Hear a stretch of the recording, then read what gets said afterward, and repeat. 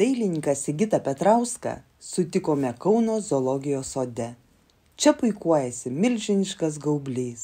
Tai pats mieliausias menininko projektas, prie kurio kartu su Meno gildijos komanda praleista 800 darbo valandų.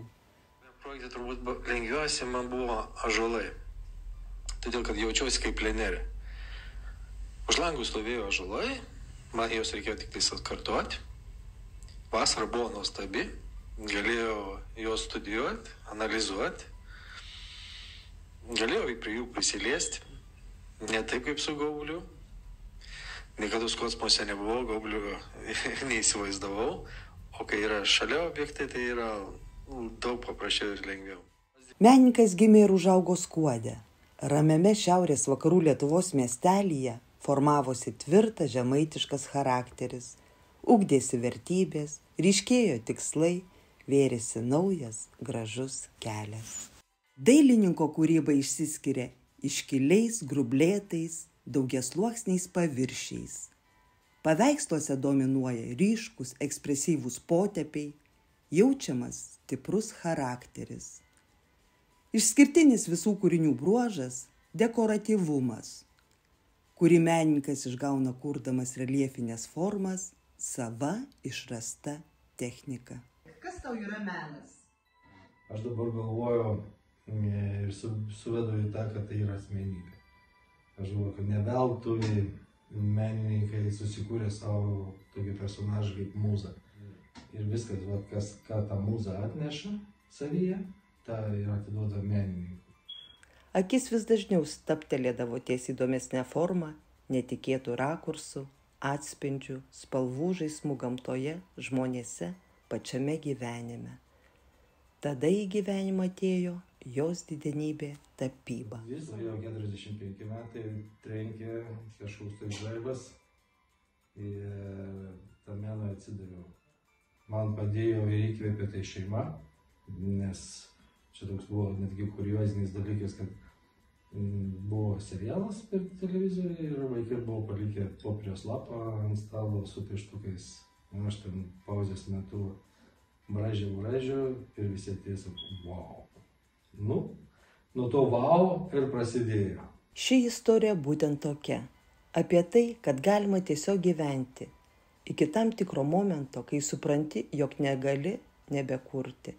Nes jei menas gyvena tavyje, tuomet kur bebūtum ir kur link eitum, pasivys jausmas, jog kurti privalai. Kas tau svarbiausia tapyboje? Dažniausiai gero jausmo reikia, stipros, sakyčiau, nebūtinai jis gali būti geras, gali būti ir blogas. Tai vėl tu būna, sako, voi, sakytai, koks baisius paveikslas. Tai reiškia, aš padariau tą, ką reikėjo.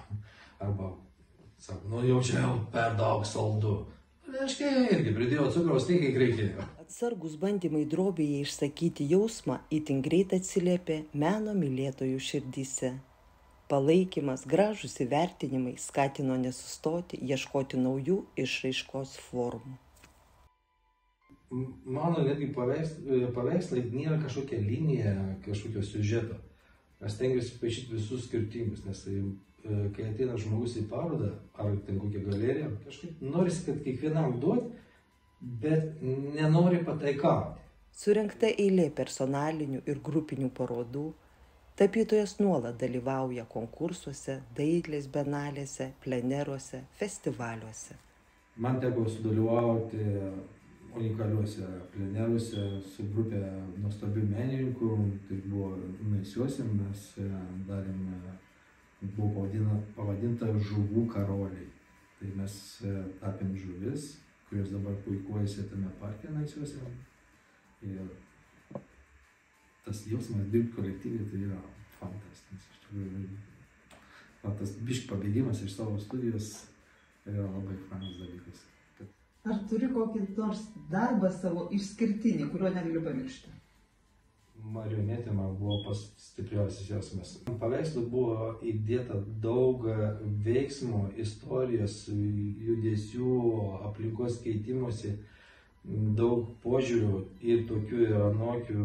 Vieniems jie neždavo tokią nejaukumą ir baimę, kitiems tokia wow. Prasidėjus karui, dailininkas savo jausmus suguldė į drobę. Tai va dabar esantis tas įvykis su Ukraina, labai daug menininkų tas įtakoja ir tai ir mane paveikė. Ir aš subūriau kūrinį šachmatų lenta.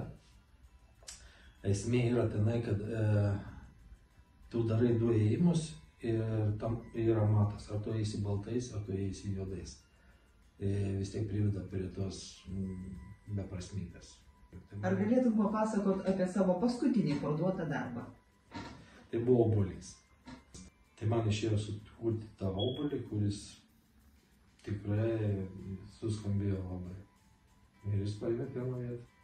Visi dailininkai tapo savo autoportretus. Ar turi savo autoportretą? Iš manęs portretistas labai prastas. Kai buvo pirmoji paroda, kolegos sako, Sigitai, tu negali įstoti pirmoji parodoje be savo autoportretų. Koks jis bebūtų, tu turi jį nutapyti.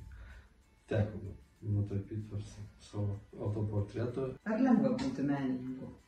Aš netgi nepažįstu nei vieno menininko, gal vieną antrą, kuris atsisakytų tos profesijos ir niekada prie jos nebesugrįžtų. Menininkas, jeigu jau tapo menininku, jis nepaleis to niekada. Keldamas egzistencinius klausimus, autorius išgrynina objektą kaip simbolį, kuris talpina savyje svarstymus apie likimą, būtį, žmogaus vietą po saule.